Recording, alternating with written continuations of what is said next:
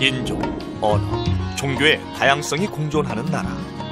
우리에겐 아직 낯선 미지의 나라 인도. 우리는 인도에 대해 얼마나 알고 있는가? 13억 인구를 기반으로 차세대 신흥 강국으로 급부상 중인 인도는 세계인의 관심을 한몸에 받는 세계의 중심지가 돼가고 있다. 인도인들이 중요시하는 것은 무엇인가? 인도 사회를 유지하기 위해서는 각각의 위치에서 각각의 다름을 성실히 수행하는 것이 가장 중요한 것이라는 것을 가르치기. 인도인의 정신적 가치인 다르마. 십수세기 동안 인도인의 삶과 문화에 영향을 끼쳐온 대서사시 라마야나를 보면 인도인의 정신세계를 이해할 수 있다. 인도 사회의 다르마를 유지하기 위해서 각 카스트가 마땅히 해야 할 바를 유지시키기 위해서 고안된 재미있는 쉬운 이야기 라마야나를 제가 설명을 드리겠습니다. 서양 신화의 대가 김상근 교수가 새롭게 던지는 화두. 인도인과 인도 신화를 주목하라. 그 인도 신화가 갖고 있는 그 의미가 그 중간에 어떤 그 교량적인 의미, 그러니까요. 상당히 크다고 네. 그 생각이 되고요. 예. 오늘 특히 그 라마야나를 통해서 네. 인도 신화의 그러한 네. 이 중요한 의미를 동양 신화의 권위자 정재서 교수가 바라보는 인도 신화의 의미와 가치. 인도 신화 라마야나 속에 담긴 인도인의 정신과 문화를 통찰해 본다.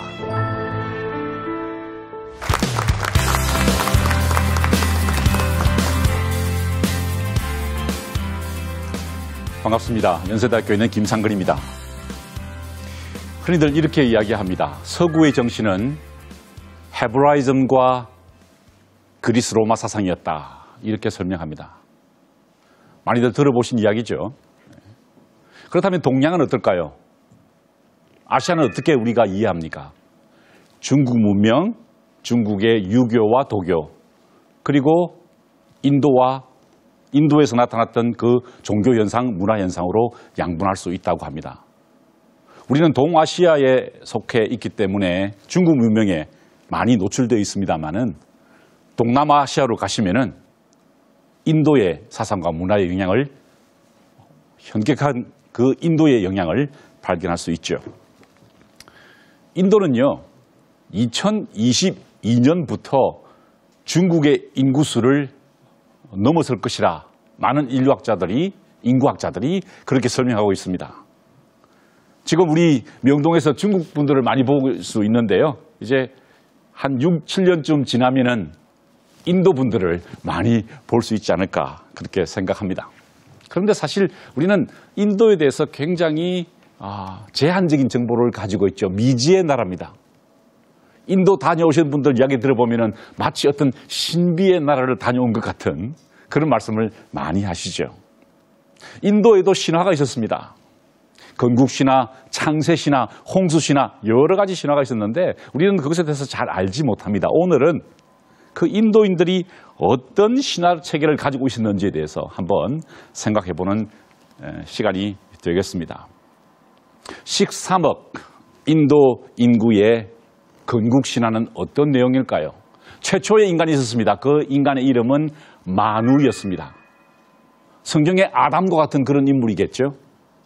이 마누가요, 우연히 시냇가에서 손을 씻다가 그 손 위에 고기 한 마리가 들어왔습니다. 너무나 이쁘게 생겼어요. 그래서 이 물고기를 데려다가 어항에 넣고 키웠습니다.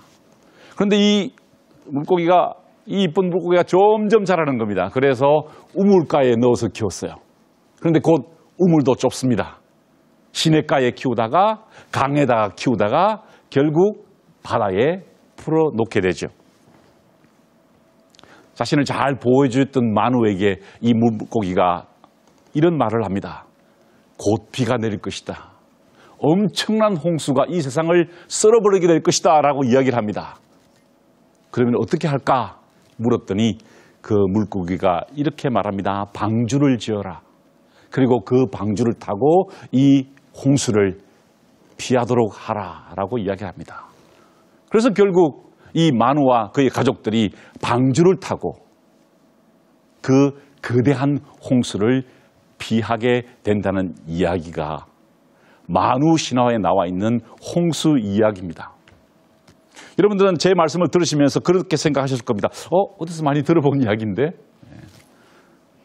길가메시 서사시에 나오는 대홍수 이야기, 그리고 구약 성경에 나오는, 창세기에 나오는 그 노아의 방주 이야기와 굉장히 흡사하다는 생각을 하시게 될 것입니다.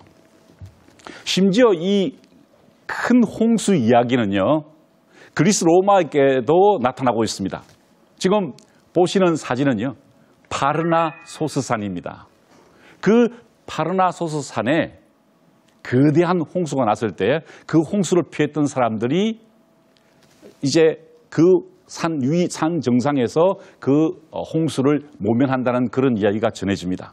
그러니까 지금 우리가 함께 들었던 만우의 홍수 이야기는 메소포타미아 그리고 유대인들 뿐만 아니라 그리스 로마 사람들에게도 보편적인 그런 이야기였다는 것이죠. 왜 이런 현상이 나타났을까요? 바로 메소포타미아에서 그 신화의 원류가 존재했기 때문입니다.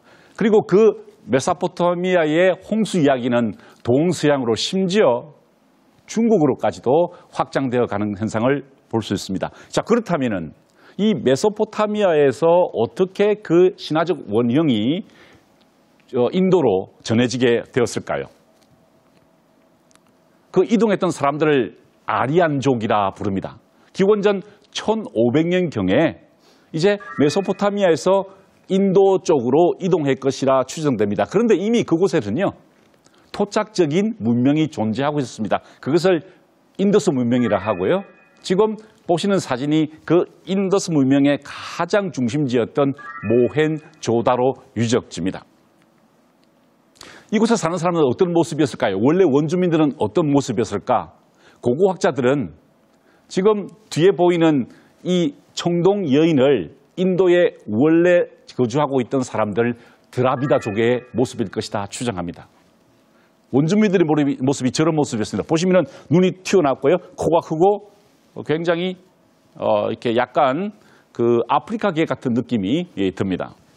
그런데 이 원주민들이 살던 이 인더스 문명의 외래족이, 아리안족이 더 유입되게 됩니다. 침공했다는 설도 있고 평화적으로 유입했다는 그런 설도 있죠. 기원전 1500년에 지금 뒤에 보이는 이 사제왕과 같은 모습, 아까 드라비다족과는 조금 다른 모습이죠. 코가 오똑하고 마치 어떤 종교적 명상에 빠져 있는 것 같은 이런 사제 그룹들이, 민족들이 이제 인더스 강과 겐지스 강 쪽으로 유입되게 되었다는 것입니다. 그들은 그냥 오지 않았습니다. 그들의 종교를 가지고 왔었죠. 그 종교를 베다 종교라고 그럽니다. 널리 알려진 리그베다가 대표적인 그 베다 문헌이죠. 그런데 흥미로운 것은요, 이 베다 문헌, 베다 종교에 등장하는 대표적 신들이 어디서 많이 본 신들이라는 거죠. 예컨대 불의 신 아그니, 천둥과 번개의 신 인드라, 그리고 바람의 신 바유 같은 존재들은 우리가 조로아스트교, 그러니까 지금의 이란, 그리고 그전에 페르시아, 그전에 메소포타미아에 존재하던 종교의 신들과 이름이 거의 같다는 것입니다. 그 점에서 우리는 이 메소포타미아에 존재하던 어떤 종교체계, 문화체계, 사상체계가 인도로 전래됐다는 것을 알 수 있습니다.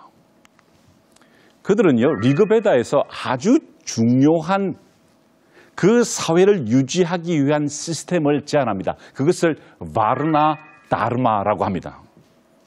이 단어를 꼭 기억하시는 게 좋을 것 같아요. 다르마입니다. 흔히 의무로 번역되는데 저는 그것을 인간이라면, 인도 사회에 사는 인간이라면 반드시 해야 할 것으로 해석을 합니다. 자, 이 리그베다에 인도에서 살아가려면, 인도 문명 체계 안에서 살아가려면 반드시 지켜야 할 의무, 인간이라면 해야 할 것, 그것을 명시해 놓고 있는데요. 바로 여기에서 카스트 제도가 등장합니다. 사제 계급 브라만입니다.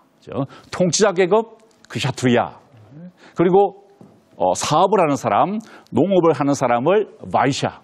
그리고 그 사회의 제일 하층 계급으로 노예처럼 살아가는 사람들을 수드라라고 합니다. 그런데 그 네 계급의 분할이 이미 베다 종교에 포함되어 있었다는 것이죠. 그래서 이 프루시아의 입에서 브라만이 나오고요. 팔에서 크샤트리아가 나옵니다. 왜? 통치자니까. 허벅지로부터 이제 바이샤 계급이 나왔고 두 발로부터 수드라가 나왔다는 것입니다. 자, 이 의미가 무엇일까요? 인도인들은 인도 문명에 사는 사람들은 반드시 자신의 바르나 다르마를 지켜야 한다는 것입니다. 브라만은 브라만답게, 크샤트리아는 크샤트리아답게, 바이샤는 바이샤답게, 그리고 수드라는 수드라답게 살아야 한다는 것이죠. 이러한 사회 시스템을 법적으로 규정해서 각 카스트들이, 각 계급들이 마땅히 해야 할 다름알 명시한 책도 있습니다. 그것을 만우법전이라고 하죠. 그런데 법전이라는 게 인도나 한국이나 마찬가지입니다. 어렵습니다. 그래서 쉽게 설명한 책이 나왔습니다. 그 책을 우리는 라마야나라고 합니다. 서양의 일리아스와 오디세이아에 비견되는 인도의 대서사시 라마야나. 코살라국의 왕자인 라마의 무용담을 다룬 이야기로 정절의 화신이라 할 왕자비 시타에 기구한 순환, 동생 바라타의 지극한 효성, 원숭이왕 하누만의 활약, 악귀 라바나의 포악 등 다양한 인물들의 이야기를 엮었다. 온갖 역경 속에서도 인물들이 각자의 도덕적 의무와 정의를 지키려는 모습을 통해 인도의 정신적 근간인 다르마를 강조하고 있다. 제가 오늘 여러분들께 그 인도 사회의 다르마를 유지하기 위해서 각 카스트가 마땅히 해야 할 바를 유지시키기 위해서 고안된 재미있는 쉬운 이야기 라마야나를 제가 설명을 드리겠습니다. 이 책은요 거의 서양이나 중국과 비슷한 형성 과정을 거쳤습니다. 사람들의 입에서 회자되어 내려오다가 어떤 사람이 그것을 정리하게 되는데 기원 후 1세기형의 발미키라는 분이 이것을 한 개의 단일한 책으로 정리하게 되죠. 그래서 발미키의 그 편집이 가장 중요한 판본으로 이해되고 있습니다. 라마야나는 어떤 뜻일까요? 바로 라마의 여정이라는 뜻입니다. 라마가 여행을 떠나는 이야기입니다. 그 배경이 되는 곳이 바로 아요디아라는 곳입니다. 인도 북동쪽에 있는 오래된 고도입니다. 이곳은요, 그 최초의 인간이었던 마누의 후손 그리고 왕이 되었던 다사라타라는 왕이 통치하는 곳이었습니다. 이곳에서 라마가 탄생하게 됐죠. 왕자로 탄생한 것입니다. 그런데 이야기는 이렇게 전개됩니다. 한 고행성자 비슈바미트라는 분이 찾아와서 두 왕자를 데려가겠다고 그럽니다. 지금 악기와 싸워야 하는데 두 형제를 데려가서 두 왕자를 데려가서 이제 함께 싸우면서 훈련을 시키겠다고 하는 것이죠. 그의 동생의 이름은 락슈마나였습니다. 라마와 락슈마나 왕자는 이제 고행성자와 함께 왕궁을 떠나서 이제 시련의 길, 고난의 길로 들어서야 했습니다. 그러자 왕이 주저합니다. 사랑하는 두 아들을 악귀들과 싸우도록 그렇게 내보내야 되는 사실이 너무나 불안했기 때문에 주저합니다. 그때 궁정의 신하 브라만이 이렇게 말합니다. 왕이시여, 고행자를 돕는 것은 크샤트리아의 다르마입니다 라고 이야기합니다. 자, 브라만은요 사제 계급입니다. 크샤트리아는 통치자 계급이죠. 그러니까 지금 그 왕은 크샤트리아입니다. 크샤트리아의 할 의무가 무엇이냐? 통치하는 것뿐만 아니라 브라만을 도와야 한다는 겁니다. 고행성자를 돕는 것이 크샤트리아의 의무입니다 라고 설득을 합니다. 그래서 결국 이제 두 형제는 숲속으로 가서 이제 고행성자와 함께 온갖 시련을 겪으며 이제 훈련을 받게 된다는 이야기가 이어지죠. 물론 아주 흥미로운 이야기가 서사시이다 보니까 재밌는 이야기가 함께 포함되어야 되겠죠. 이 라마가 이 강가를 지나서 비데하 왕국, 그러니까 아요디아 왕국의 옆에 나라였습니다. 있던 나라였죠. 그런데 그 나라에 공주가 있었어요. 시타입니다. 시타. 이 시타의 이 남편간을 찾기 위해서 고래로부터 전해 들어오는 그 시바의 화살이 있습니다. 엄청나게 튼튼한 화살.